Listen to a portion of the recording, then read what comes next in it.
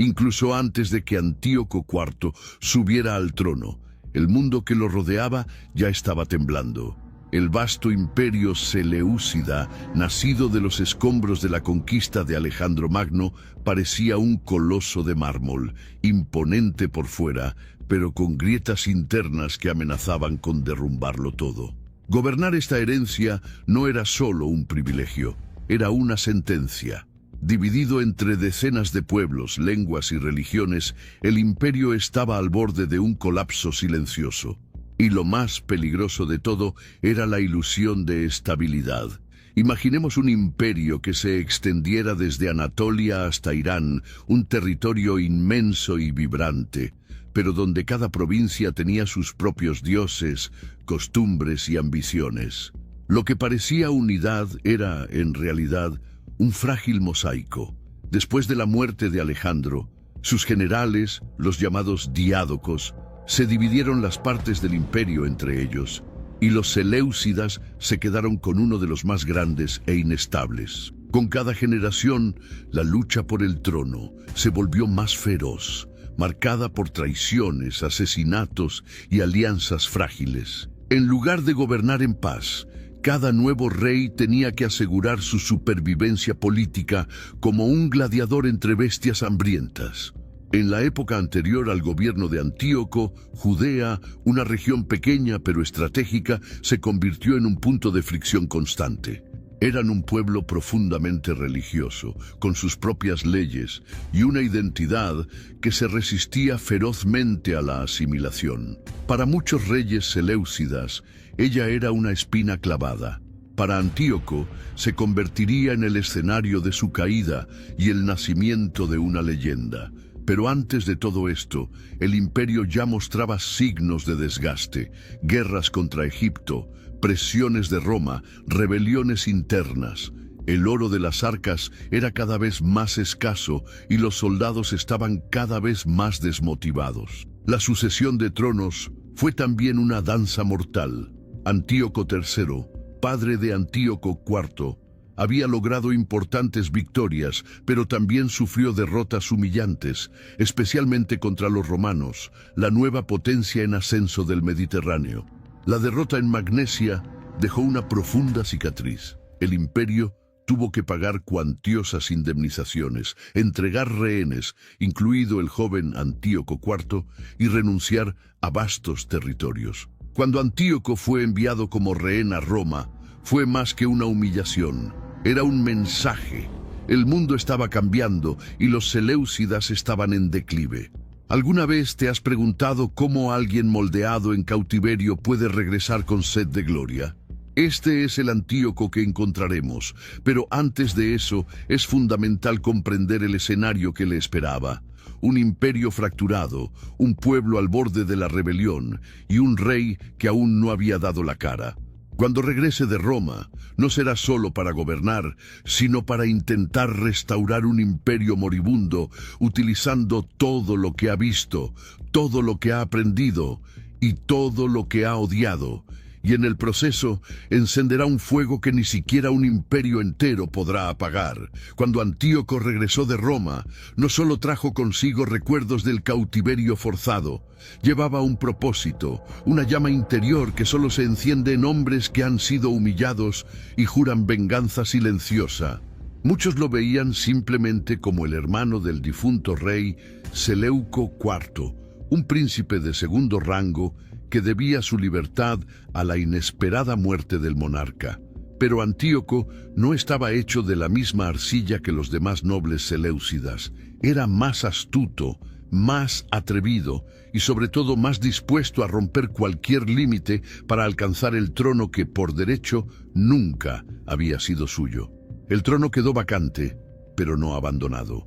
Tras el asesinato de Seleuco IV, su hijo legítimo, aún niño, fue el heredero natural. Sin embargo, su juventud e inexperiencia abrieron una brecha fatal. Antíoco se dio cuenta del vacío de poder y con la habilidad de un jugador experimentado, comenzó una sutil campaña de manipulación. Primero, se alió con Eumenes II de Pérgamo, un rey rival de los seleucidas. quien lo ayudó a regresar al este con apoyo diplomático. Esta improbable alianza generó murmullos entre los aristócratas del imperio. ¿Por qué un pretendiente al trono buscaría ayuda de un viejo enemigo? La respuesta fue simple, porque Antíoco estaba dispuesto a hacer lo que fuera necesario.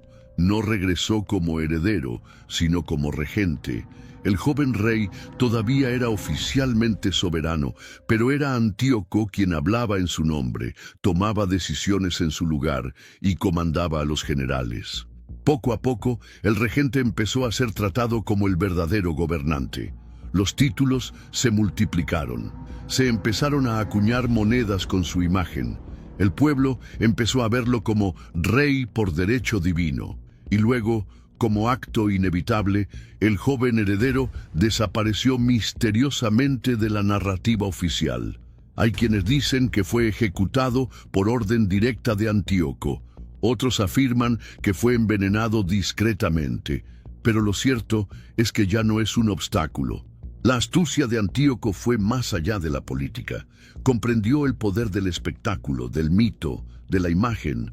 Adoptó el epíteto Epífanes, que significa Dios manifiesto. No estaba contento con ser simplemente un rey. Quería ser una deidad entre los hombres. Participó personalmente en procesiones religiosas, financió templos en nombre de los dioses griegos y promovió juegos públicos para conquistar al pueblo. Pero detrás de esta fachada casi teatral había un proyecto mucho más ambicioso: restaurar la gloria del imperio y, al mismo tiempo, borrar las huellas de culturas que consideraba inferiores o peligrosas para la cohesión imperial. Su estrategia de poder se basó en 3 pilares: eliminación de rivales internos, expansión territorial e imposición cultural. Para tratar con la aristocracia seleucida, Antíoco empleó el miedo y el favor con igual facilidad. Recompensó generosamente a quienes lo apoyaron y, sin dudarlo, eliminó a quienes lo desafiaron. En lo que respecta a territorios, volvió sus ojos a Egipto, explotando las disputas de sucesión para intervenir militarmente. Y en cuanto a la cultura, inició un proyecto sistemático de helenización, un plan de unificación forzada bajo los valores griegos, que consideraba superiores. Era una visión arriesgada pero coherente. En un imperio desgarrado por divisiones internas, Antíoco creía que solo la imposición de una identidad única podría evitar el colapso, pero este intento de uniformidad cultural sería el detonante de los conflictos más violentos de su reinado. En particular, su política encontraría una feroz resistencia en Judea, donde el pueblo judío veía la preservación de su fe y tradición como una cuestión de supervivencia espiritual. Lo que para Antíoco era política imperial, para los judíos era blasfemia, profanación, guerra. Sin embargo, durante los primeros años de su gobierno, Antíoco fue celebrado como un rey capaz y vigoroso, un reformador. Sus campañas militares en Egipto impresionaron incluso a sus enemigos. En poco tiempo logró controlar temporalmente el reino ptolemaico, algo que su padre había intentado en vano. Pero este avance militar tuvo un coste silencioso: el despertar de la atención de Roma. Los romanos, que ya habían derrotado a su padre e impuesto tratados humillantes, observaron con sospecha las medidas expansionistas de Antíoco. Y cuando se vio obligado a retroceder ante una simple orden romana, algo se rompió en su interior. Imaginemos a un rey que regresa triunfante de una campaña, solo para ser interrumpido por un embajador extranjero que, dibujando un círculo en la arena alrededor de sus pies, exige una respuesta inmediata: retirarse o enfrentarse a Roma. Eso es lo que pasó en Alejandría. Antíoco, humillado ante sus propios generales, se retiró. Pero la ira que cargaría después de ese momento se desbordaría en forma de represión brutal contra quienes estaban bajo su gobierno, especialmente aquellos que se atrevieran a desafiar su autoridad o su visión imperial. El ascenso de Antíoco IV Epífanes estuvo marcado por un genio estratégico, una manipulación brillante y una ambición que ardía como brasas bajo su piel. Pero también fue el comienzo de una espiral de decisiones radicales, provocadas tanto por el orgullo como por la creencia de que un imperio solo sobrevive cuando todos hablan el mismo idioma, adoran a los mismos dioses y obedecen al mismo Señor. El escenario estaba preparado, y el siguiente acto de esta historia no sería político, sería religioso, sería sangriento, sería una revuelta que nunca imaginó enfrentar. Desde la antigüedad, el poder siempre ha buscado revestirse con los ropajes de lo sagrado. Los faraones se llamaban a sí mismos hijos de Ra. Los emperadores romanos eran deificados después de su muerte. Pero Antíoco IV Epífanes fue más allá. No solo se proclamó rey inspirado por los dioses, sino que se presentó al mundo como un dios encarnado. Para algunos, esto fue una locura. Para otros, una estrategia de dominación tan audaz como eficaz. Pero para sus enemigos, especialmente en Judea, esta declaración fue más que un insulto. Fue una declaración de guerra espiritual. La autodeificación de Antíoco no fue un capricho repentino. Se fue construyendo poco a poco, con símbolos, acciones y discursos que lo elevaron por encima de los simples mortales. Sus monedas llevaban su imagen con la inscripción Theos Epiphanes, Dios manifiesto. Estaba representado sobre tronos divinos, rodeado de iconos y atributos de los dioses del panteón griego. En algunas regiones ordenó la construcción de templos en su honor, equiparándose con Zeus, el señor del Olimpo. Lo que podría parecer un acto de delirio fue, de hecho, una maniobra calculada para consolidar su autoridad en un imperio que se fragmentaba rápidamente. La idea era simple, pero poderosa. Si el rey es un dios, entonces su voluntad no puede ser cuestionada. Si su imagen es sagrada, entonces su política es doctrina. Y si su presencia es una manifestación divina, entonces la obediencia no es solo un deber cívico, sino un acto de fe. Esta lógica no era nueva, pero Antíoco la llevó a un nivel extremo, mezclando religión y política hasta que fueron indistinguibles. En las ciudades helenizadas, su figura era venerada en ceremonias públicas. En las fiestas religiosas se invocaba su nombre junto a los dioses clásicos. Ya no era solo un gobernante, era un oráculo viviente, un avatar de la voluntad celestial. Pero esta estrategia conllevaba un veneno silencioso. Al imponer su imagen como objeto de adoración, Antíoco comenzó a aplastar las identidades religiosas de las personas que componían su imperio. Adorarlo no era opcional. Se imponía como símbolo de lealtad. Y cuando esto llegó a Judea, la respuesta fue un grito de resistencia. El pueblo judío, profundamente monoteísta, no veía a su rey como un dios, sino como un blasfemo. Para ellos, no había nada más abominable que adorar a un hombre. El templo de Jerusalén era sagrado, inviolable, y el intento de transformarlo en un espacio para el culto helénico se consideraba el colmo de la profanación. Antíoco pareció comprender el impacto simbólico de sus acciones, y fue precisamente por eso que los intensificó. Cuando ordenó la instalación de un altar a Zeus dentro del templo de Jerusalén, no fue solo un gesto político, fue una humillación calculada. Para los judíos, fue como si el corazón de su fe hubiera sido arrancado y reemplazado por un ídolo extranjero. Allí comenzaron a realizarse sacrificios de cerdos, animales impuros según la ley mosaica, en un intento brutal de suprimir cualquier rastro de autonomía religiosa. Antíoco no solo quería dominar territorios, quería formar almas. Es posible que, en su opinión, todo esto fuera parte de una visión más amplia.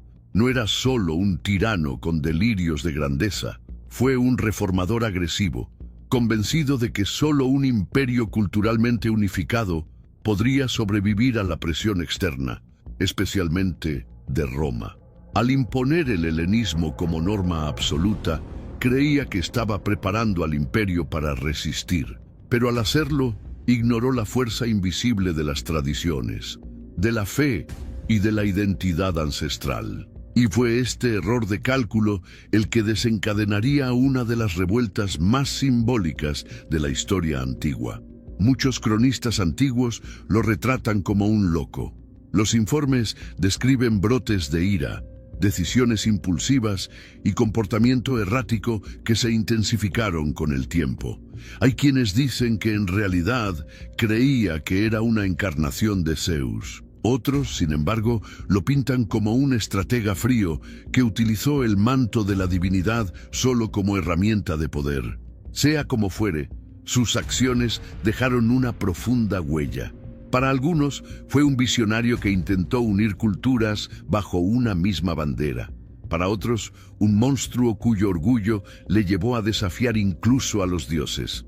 La figura de Antíoco IV Epífanes plantea una pregunta inquietante: ¿hasta qué punto el poder absoluto puede distorsionar la mente de un hombre? Cuando un gobernante comienza a verse a sí mismo como divino, cruza la línea entre autoridad y tiranía. Sus errores ya no son solo fracasos humanos, se convierten en tragedias colectivas. Y en el caso de Antíoco, el intento de ser adorado como un dios no lo elevó al cielo. Al contrario, lo arrojó directamente al centro de una revuelta que colocaría su imagen para siempre en el lado oscuro de la historia. El hombre que quisiera ser recordado como una manifestación divina terminaría eternizándose como símbolo de opresión. Su intento de inmortalizar su propio nombre se vería eclipsado por los nombres de quienes se levantaron contra él. Porque mientras se proclamaba Dios, en Judea nació una leyenda, la resistencia de un pueblo que prefería la muerte a la idolatría y que pronto mostraría al mundo que la fe y la libertad, cuando se ven amenazadas, pueden incendiar incluso los imperios más poderosos. En el corazón del imperio Seleucida había una tierra pequeña en extensión, pero colosal en identidad: Palestina. Dentro de ella, Judea latía como una anomalía, mientras el helenismo avanzaba como fuerza civilizadora o fuerza colonizadora, según se mire. Aquel pueblo se aferró ferozmente a su fe, a sus leyes y a la idea innegociable de un solo Dios. Para un rey como Antíoco IV, que veía la uniformidad cultural como la clave para mantener el orden, Judea era una incómoda espina clavada, demasiado pequeño para amenazar su imperio, pero demasiado simbólico para ignorarlo. La tensión comenzó de forma sutil, casi imperceptible para quienes veían el imperio desde fuera.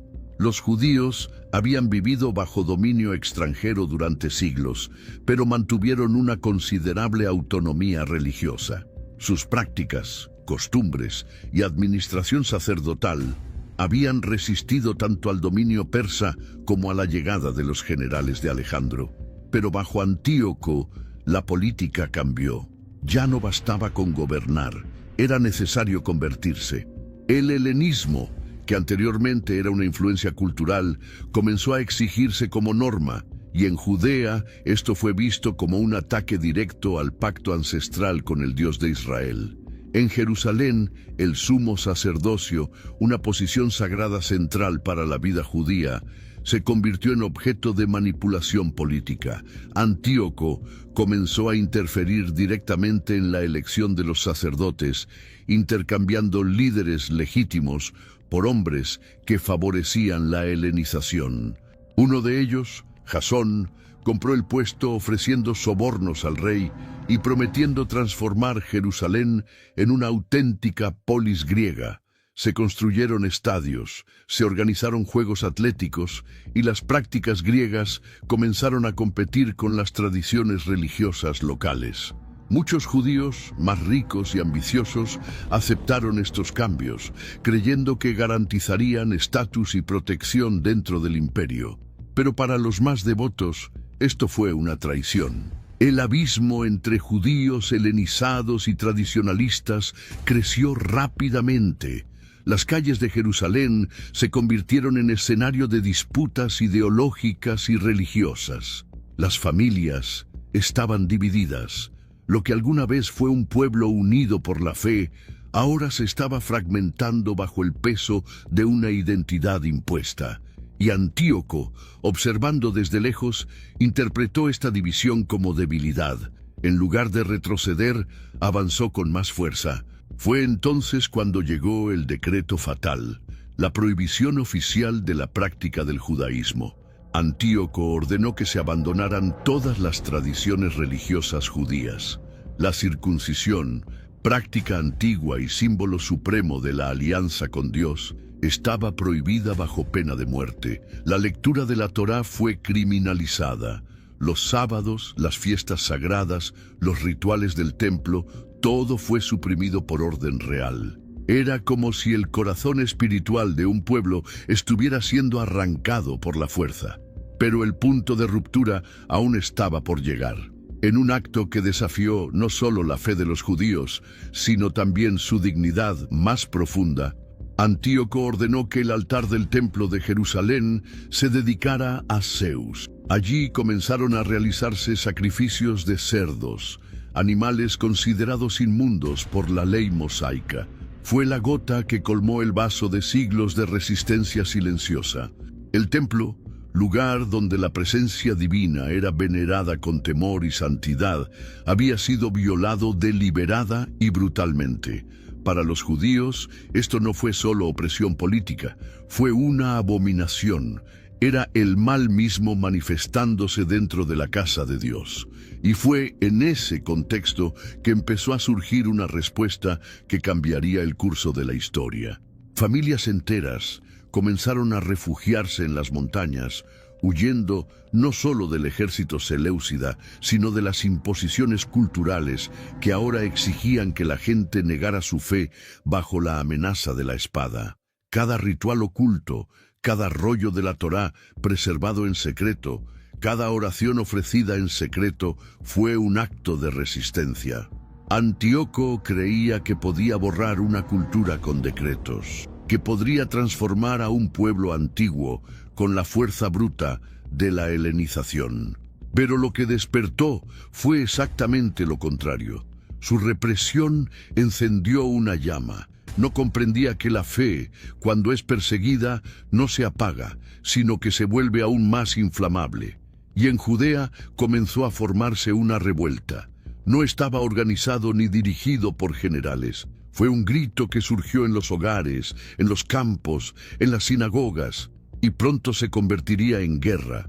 Mientras Antíoco celebraba victorias diplomáticas en Egipto y trataba de restaurar su imagen ante Roma, el suelo en Palestina comenzó a temblar. Pero no por terremotos o fuerzas naturales. Fue la tensión acumulada durante siglos la que ahora encontró una salida. Un pueblo oprimido al límite, empujado contra la pared, a punto de contraatacar con todo lo que tenía: fe, coraje y desesperación. El imperio pensó que estaba dominando Judea, pero en realidad estaba encendiendo la chispa de una revuelta que dejaría profundas cicatrices en la historia y destruiría poco a poco la imagen del rey que se creía invencible. La opresión tiene un límite, y cuando se supera este límite, el miedo da paso a la furia. En Judea, bajo el peso de las prohibiciones de Antíoco IV, la resistencia pasó de susurros clandestinos a gritos de revuelta. Lo que comenzó como una serie de negativas a cumplir los decretos del rey, pronto se convirtió en una insurrección abierta, encabezada no por generales entrenados o nobles influyentes, sino por una familia de sacerdotes que decidieron cambiar el incienso del templo por la hoja de la espada. Eran los asmoneos, pero siempre serían recordados como los macabeos. El detonante de la revuelta se produjo en Modiín, un pueblo situado a pocos kilómetros de Jerusalén. Allí, un funcionario seleucida ordenó que se hiciera un sacrificio a un dios pagano, en cumplimiento de las órdenes reales. Cuando un judío se acercó para realizar el acto, Matatías, un anciano sacerdote, y patriarca de la familia, se levantó y mató al traidor y al funcionario extranjero en el altar delante de todos. Luego huyó con sus hijos a las montañas. Se dio el mensaje: la presentación había terminado.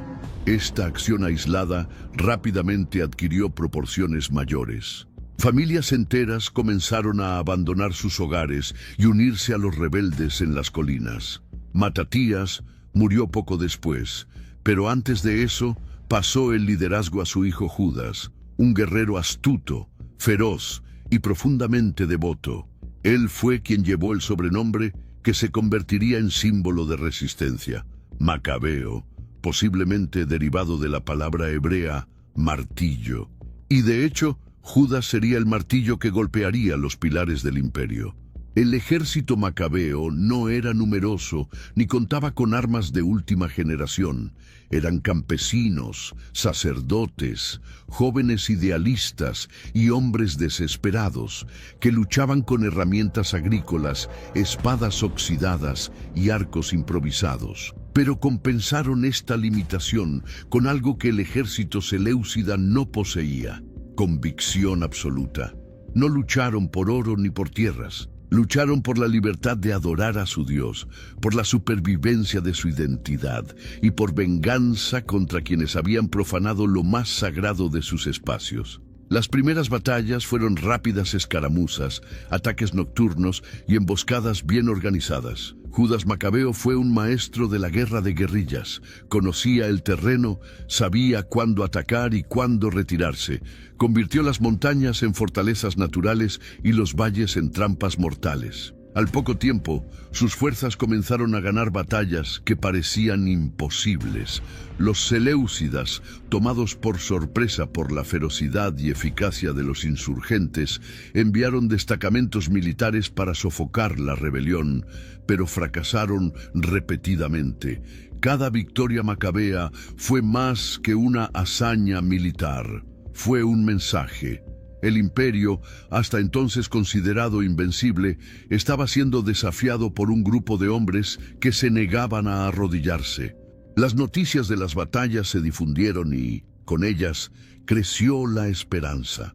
Los vecinos comenzaron a observar lo que sucedía en Judea con admiración y temor.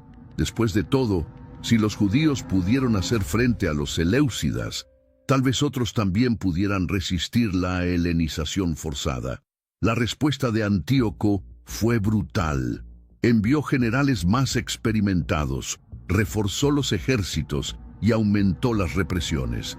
Se quemaron pueblos enteros, se masacró a familias y se destruyeron santuarios. La intención era clara: exterminar de raíz la semilla de la revuelta. Pero en lugar de sofocar la resistencia, esto la enardeció aún más. Cada mártir se convirtió en un símbolo. Cada destrucción solo aumentó la urgencia de la lucha. Judas Macabeo empezó a ser visto como un libertador. Su liderazgo fue más allá de la espada. Restauró la moral de un pueblo destrozado, reavivó la fe en las promesas ancestrales y demostró que era posible vencer incluso sin los recursos de un imperio. Bajo su mando, los macabeos avanzaron, retomaron ciudades, purificaron altares y expulsaron a sacerdotes corruptos. Con cada victoria, el movimiento ganó más apoyo. Ya no eran solo rebeldes escondidos en cuevas, eran un ejército en marcha con un propósito sagrado. Pero el mayor logro estaba aún por llegar. En uno de los momentos más simbólicos de toda la revuelta, los macabeos lograron retomar Jerusalén. El templo, una vez profanado, fue purificado y restaurado. El altar de Zeus fue destruido y en su lugar se restableció el culto al Dios de Israel. Este episodio daría origen a la celebración de Hanukkah, fiesta que hasta el día de hoy conmemora el milagro de la luz y la victoria de la fe sobre la opresión. El imperio ahora se enfrentaba no solo a una revuelta militar, se enfrentó a una causa. Y las causas, cuando son alimentadas por la fe y el sufrimiento, se vuelven prácticamente indestructibles. Antíoco podría enviar más tropas, decretar nuevos castigos, imponer nuevas prohibiciones. pero ya era demasiado tarde. El espíritu de resistencia había sido liberado. Y Judas Macabeo, con su coraje inquebrantable, había transformado el dolor en fuerza, la humillación en esperanza y la persecución en guerra santa. Judea ya no sería solo una provincia marginal. Se había convertido en el centro de un conflicto que sacudiría los cimientos del imperio y cambiaría para siempre el curso de la historia. Mientras Judea ardía en rebelión y los macabeos consolidaban su fuerza, Antíoco IV Epífanes estaba muy lejos. Su atención, desviada hacia otros rincones del imperio, se centró en una ambiciosa campaña en el este, donde pretendía conquistar la rica región de Persia y reafirmar la grandeza de los Seleucidas. Creía que las rebeliones en provincias más pequeñas como Judea eran solo disturbios temporales, fácilmente resueltos por sus generales subordinados. Este fue el primer error fatal: subestimar la fuerza de una resistencia impulsada por la fe y la desesperación. La campaña oriental no fue solo una operación militar. Para Antíoco tenía un valor simbólico. En su opinión, conquistar de nuevo los antiguos territorios orientales era completar el legado de Alejandro Magno. Quería ser recordado como algo más que un rey helénico. Quería ser el restaurador del orden alejandrino, un emperador divino que reinó desde Antioquía hasta las fronteras de la India. Pero la realidad del campo de batalla no estuvo a la altura de sus ambiciones. Las tribus orientales eran hostiles, la logística compleja y los recursos escasos. Y mientras avanzaba hacia lo desconocido, detrás de él, el imperio sangraba lentamente. En Judea, la situación estaba completamente fuera de control. Los ejércitos enviados para contener a los macabeos fueron derrotados uno tras otro. Ciudades enteras escaparon del dominio seleucida, e incluso la población civil comenzó a organizarse para defender sus tradiciones. La reconquista de Jerusalén y la purificación del templo fueron golpes simbólicos devastadores para Antíoco. El acto de restaurar el culto tradicional había transformado a los rebeldes en héroes. El rey, que se había proclamado una manifestación de los dioses, ahora era visto por muchos como un tirano que había perdido el favor divino. Incluso, ante estas señales alarmantes, Antíoco se negó a aceptar que su política de helenización había fracasado. Orgulloso, testarudo y cada vez más alejado de la realidad, persistió en imponer su visión con fuego y hierro. En lugar de buscar negociaciones, envió ejércitos. En lugar de escuchar a los consejeros que le sugerían moderación, confiaba solo en los aduladores que alimentaban su ego. Para él, ceder sería admitir debilidad, y Antíoco no podía soportar la idea de ser visto como un rey que retrocedía. Algunos relatos históricos sugieren que, durante esta fase final de su reinado, Antíoco comenzó a mostrar signos de inestabilidad emocional. Sus decisiones se volvieron cada vez más impulsivas. Castigó severamente a los aliados sospechosos de deslealtad, movió tropas sin una planificación adecuada y parecía obsesionado con restablecer el orden con una violencia que, paradójicamente, solo profundizó el caos. El hombre que había sido un maestro de la manipulación y la estrategia ahora estaba perdido en un laberinto de vanidad, frustración y miedo. El punto de ruptura llegó cuando Antíoco, finalmente informado del verdadero alcance de la revuelta judía, decidió lanzar una campaña directa contra Judea. Pero ya era demasiado tarde. El imperio ya estaba agotado financiera y moralmente. Las arcas estaban vacías, las oleadas de soldados se negaron a marchar y la confianza en el liderazgo del rey se había erosionado. La gloria prometida en Oriente se estaba convirtiendo en fracaso, y Occidente ardía bajo las llamas de una insurrección que ya no podía apagar. Durante este intento desesperado por contener la revuelta, Antíoco sufrió una misteriosa enfermedad. Varios relatos antiguos describen su estado con tonos dramáticos. úlceras abiertas, dolores intensos, delirio. Algunos decían que era un castigo divino por haber profanado el templo de Jerusalén. Otros, que su muerte fue consecuencia del peso insoportable de una conciencia culpable. Lo cierto es que, debilitado física y mentalmente, Antíoco murió lejos del centro del imperio, rodeado de pocos leales, consumido no solo por la enfermedad, sino por una ruina personal que él mismo ayudó a construir. El error fatal de Antíoco no fue solo militar o político, fue algo moral. Creía que podía moldear el mundo a su imagen, que todo lo que hacía falta era una voluntad imperial para borrar siglos de fe, identidad y tradición. Se basó demasiado en la fuerza, subestimó el espíritu de un pueblo y, sobre todo, perdió la capacidad de escuchar y adaptarse. Su caída fue un ejemplo clásico de cómo el orgullo excesivo puede cegar incluso al líder más inteligente. E irónicamente, el rey que se autoproclamó Dios manifiesto murió sin trono, sin imperio y sin la reverencia que tanto deseaba.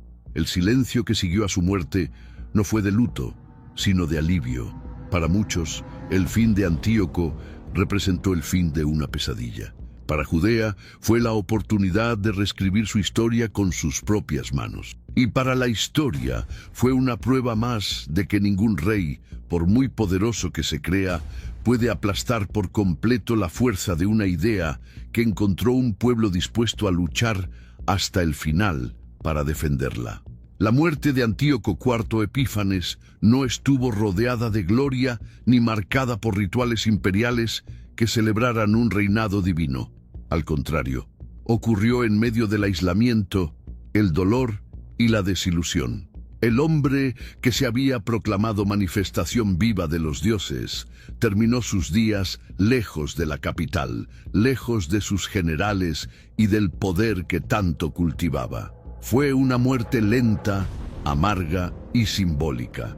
Un final trágico para alguien que pasó su vida intentando labrar su imagen en la eternidad como un ser invencible. Los relatos antiguos de sus últimos momentos son variados y a menudo están envueltos en exageración, pero todos coinciden en un punto. Antíoco murió profundamente debilitado.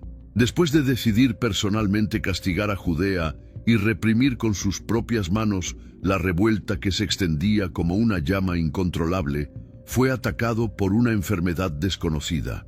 Las descripciones hablan de dolores intensos, hinchazón horrible, convulsiones y ulceraciones. Muchos interpretaron su sufrimiento como un castigo divino, una retribución por la profanación del templo de Jerusalén. Para los judíos no había duda. El Dios de Israel había juzgado al blasfemo. Durante sus últimos días, Antíoco habría sido perseguido por visiones, engaños y remordimientos. Se dice que en un momento de desesperación escribió cartas a las autoridades imperiales reconociendo sus errores y pidiendo la restauración de la libertad religiosa a los judíos. Otros registros sugieren que hizo votos a dioses orientales, tratando de aplacar lo que consideraba una maldición sobre sí mismo. Reales o no, estas historias indican el colapso de una mente que ya no pudo sostener el mito que creó. La imagen del Dios manifiesto se desmoronó en agonía y arrepentimiento. La muerte de Antíoco, sin embargo, no significó solo el fin de un reinado. Representaba la ruina de un proyecto imperial basado en la imposición cultural, la divinización del poder y el desprecio por la diversidad de los pueblos gobernados. Se había esforzado por centrar el imperio en torno a su figura, pero con su caída, el edificio que sostenía se derrumbó. Su ausencia abrió el camino a disputas internas por el trono, fragmentaciones administrativas y una crisis de legitimidad. El imperio seleucida nunca volvería a ser el mismo. El sueño de la unidad helénica, forjado por la fuerza, murió junto con su mayor defensor. Pero mientras la figura de Antíoco se desvanecía, otra emergía con mayor fuerza aún, la de los macabeos. La victoria sobre el tirano comenzó a narrarse como un milagro, una hazaña no solo militar, sino espiritual. Judas Macabeo y sus hermanos se convirtieron en símbolos de valentía, fe y resistencia. Para el pueblo judío eran más que líderes. Fueron enviados por Dios, instrumentos de la justicia divina contra la arrogancia humana. La purificación del templo, la restitución del culto y la supervivencia de las tradiciones fueron interpretadas como prueba viviente de que la alianza con el Altísimo permanecía intacta. La memoria de Antíoco IV, a su vez, estuvo marcada de manera opuesta. En los textos judíos se le presenta como un villano arquetípico, un anticristo adelantado a su tiempo, un rey que se creía mayor que Dios y por tanto fue derrocado. Su nombre se convirtió en sinónimo de impiedad, soberbia y castigo. Y a lo largo de los siglos, su figura fue utilizada como referencia para todo lo que representa el abuso del poder religioso y político. Quería ser recordado como una deidad. Fue inmortalizado como una advertencia. El simbolismo de su muerte trascendió su época. En una época donde los reyes eran venerados como semidioses y donde la política se confundía con la religión, el fin de Antíoco sirvió como recordatorio de que existen límites que ni siquiera los poderosos pueden cruzar impunemente. Su trayectoria, marcada por la ambición, la crueldad y los delirios de grandeza, culminó en una derrota tan absoluta que resonará en la historia como una amarga lección. El hombre que intentó borrar la fe de un pueblo fue, irónicamente, el catalizador de su mayor afirmación. Al caer, Antíoco abrió espacio para el surgimiento de algo que nunca imaginó. Una identidad aún más fuerte entre los judíos, forjada en el sufrimiento y la lucha. La revuelta macabea no solo recuperó la libertad de culto, sino que consolidó una narrativa de supervivencia que se extendería por generaciones. La fiesta de Hanukkah, nacida de esta victoria, se convertiría en un símbolo anual de luz en medio de la oscuridad, de resistencia frente a la opresión. Así, el fin del Dios Rey fue también el comienzo de un legado alternativo. Un legado que no pertenece al trono, ni a las monedas de plata acuñadas con su rostro, sino a los recuerdos grabados en el alma de un pueblo que se negó a ser borrado. La historia de Antíoco IV Epífanes se convirtió sin querer en la historia del triunfo de aquellos a quienes buscaba destruir. Y quizás, entre las ironías más profundas de la antigüedad, esté esta: el rey que intentó transformarse en leyenda acabó siendo inmortalizado, pero no como héroe, como símbolo de lo que la fe y el coraje de un pueblo pueden vencer. Con la muerte de Antíoco IV Epífanes, el imperio seleucida se sumió en disputas internas y gradualmente perdió su capacidad de controlar regiones distantes como Judea. El vacío de poder dejado por la caída del tirano fue rápidamente llenado por los macabeos, que pasaron de insurgentes a líderes legítimos. La revuelta, que había comenzado como un movimiento de resistencia religiosa, se transformó en una revolución política.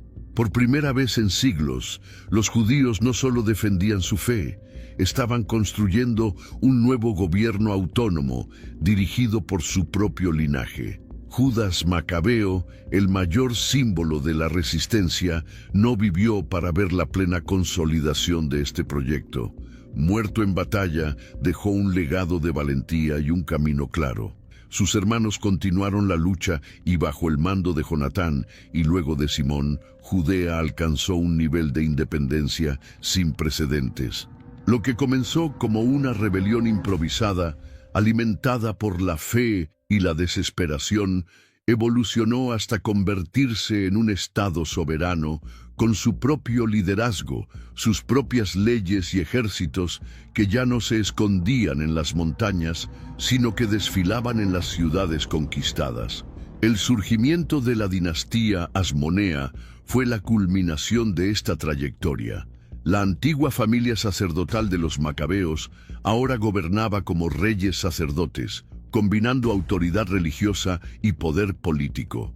Restauraron y ampliaron el templo, acuñaron monedas con símbolos judíos y establecieron tratados diplomáticos con potencias emergentes como Roma. Era una época nueva en la que la identidad judía no solo sobrevivió, sino que floreció. Pero esta victoria no fue gratuita. La guerra había dejado profundas huellas, la sangre derramada, las ciudades destruidas y las divisiones internas entre judíos helenizados y tradicionalistas continuarían resonando durante generaciones. Dentro del propio pueblo surgieron intensos debates sobre el rumbo a seguir. Algunos veían a los macabeos como libertadores ungidos, héroes destinados a devolver a Israel su antigua gloria. Otros les criticaron por haber asumido el trono, algo que, según la tradición, pertenecía al linaje davídico. También había desconfianza sobre la fusión entre el poder sacerdotal y militar, algo sin precedentes en la historia judía hasta entonces. Aún así, el impacto de su liderazgo era innegable. Gracias a la fuerza de la resistencia, Judea se había convertido en dueña de su propio destino. La victoria de los macabeos también tuvo repercusiones mucho más allá de las fronteras de Palestina. El ejemplo de un pequeño pueblo que derrotó a un imperio despertó atención y admiración. En un mundo dominado por imperios autoritarios, la historia de la revuelta judía sirvió de inspiración para otros movimientos de resistencia. Mostró que la fe puede ser una fuerza más poderosa que los ejércitos y que el espíritu humano, cuando está motivado por un propósito sagrado, es capaz de desafiar a cualquier opresor. Esta inspiración se ha extendido a lo largo de los siglos. Siglos más tarde, durante las revueltas contra los romanos, los fanáticos evocarían el ejemplo de los macabeos como modelo de heroísmo. En la Edad Media, las comunidades perseguidas recordaban la resistencia de Judas como una señal de que la lucha nunca fue en vano. Y en los tiempos modernos, especialmente con la creación del Estado de Israel, la figura de los macabeos ha vuelto a ser exaltada como símbolo de la autodeterminación judía. La historia había transformado a los insurgentes perseguidos en arquetipos de libertad nacional. La fiesta de Hanukkah, nacida de la purificación del templo tras la revuelta, se convirtió en un poderoso símbolo de esta memoria. Más que celebrar un milagro, el aceite que duró 8 días, cuando debería haber durado solo 1, celebra la persistencia de la fe frente a la profanación, de la esperanza frente a la opresión. Con cada vela encendida, se recuerda a los judíos de todo el mundo que incluso en los tiempos más oscuros es posible resistir y triunfar. El espíritu de Antíoco, con toda su arrogancia y brutalidad, es recordado solo como la sombra que resaltaba la luz de quienes se atrevían a enfrentarlo. Sin embargo, el legado de los macabeos también conlleva lecciones complejas. Con el tiempo, los propios asmoneos adoptaron posturas autoritarias, se involucraron en disputas políticas internas y perdieron parte del apoyo popular. La alianza con Roma, antaño estratégica, se convirtió en un lastre, culminando con la intervención directa de los romanos en la política judía y posteriormente con la ocupación definitiva de la región. El ciclo de la historia parecía repetirse. La libertad ganada con sangre estaba amenazada por alianzas peligrosas y ambiciones mal gestionadas. Aún así, el impacto de la revuelta siguió siendo inmortal. La narrativa macabea no es solo una crónica de batallas y reyes. Es un testimonio de la resistencia de la identidad frente a la aniquilación. Es la prueba de que, incluso frente al poder abrumador de un imperio, la fuerza de una idea puede sobrevivir, resistir y convertirse en la base de un mundo nuevo. Y en este mundo, los nombres de quienes lucharon por la fe y la libertad tienen un lugar garantizado en la memoria colectiva.